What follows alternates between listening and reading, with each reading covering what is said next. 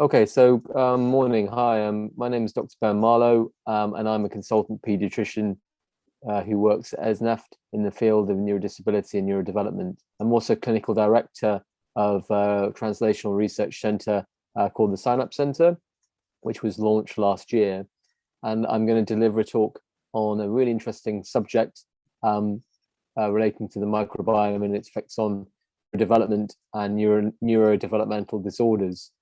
So hopefully find today's talk useful and informative, and also as a brief introduction to the work of the centre and the ways that we are trying to define and understand neurodevelopmental disorders from a more holistic, multi-system approach.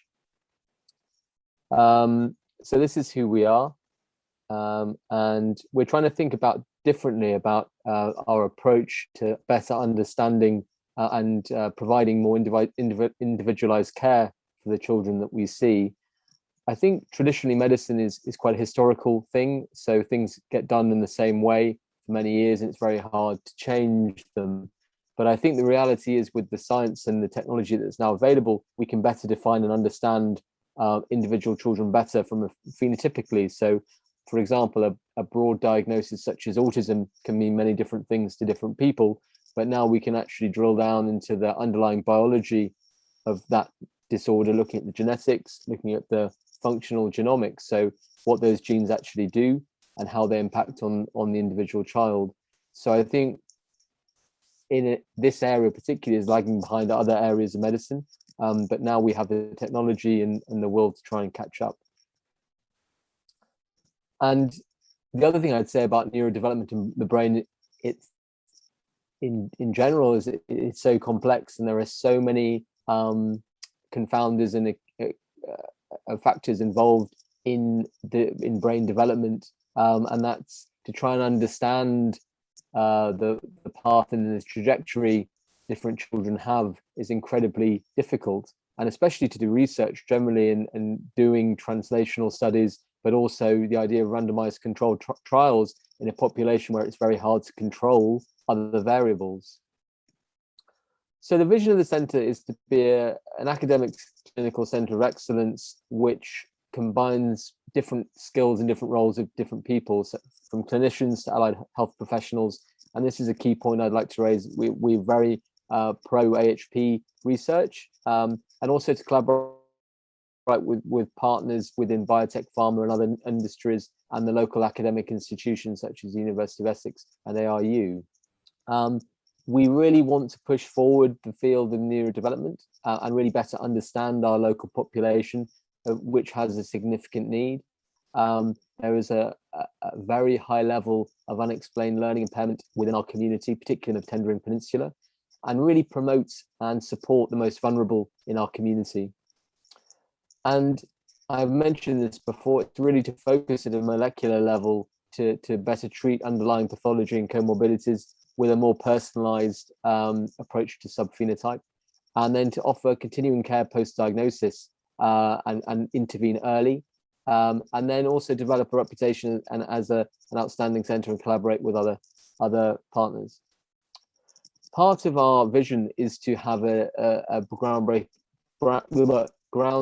database which seeks to collect data from a variety of different areas, from education, from behavior, but also from underlying biology. And that's the key thing. I think historically in the area of neurodevelopment, a lot of input has gone into behavior, but without understanding the underlying biology, it's very hard to understand behavior.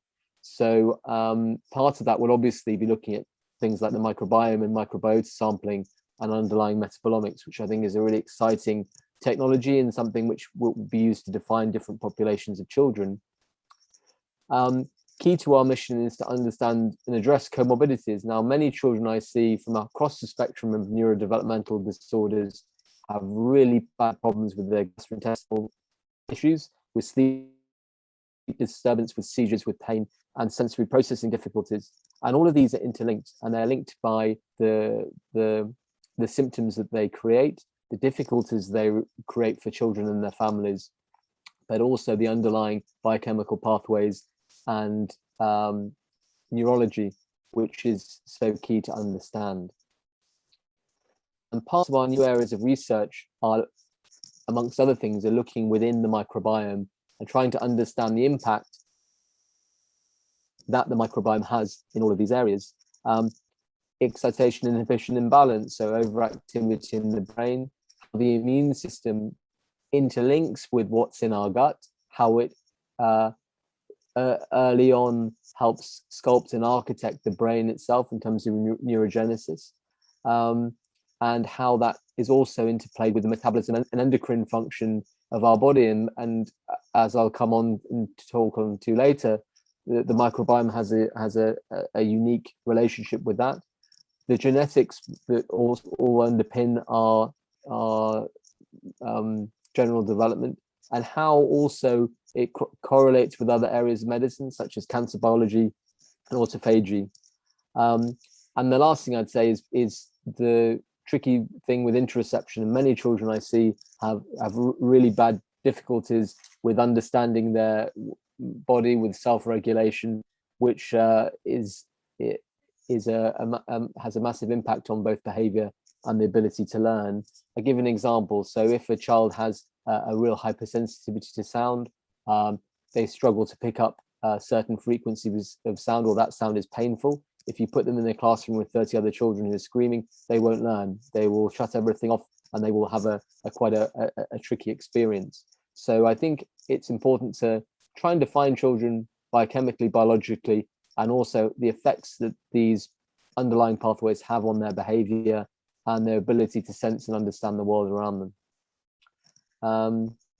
So the microbiome generally is a bidirectional communication between the gut microbiota and the CNS. There is a lot of crosstalk between the two, and which can really impact if there's dysbiosis and dysregulation of microorganism growth.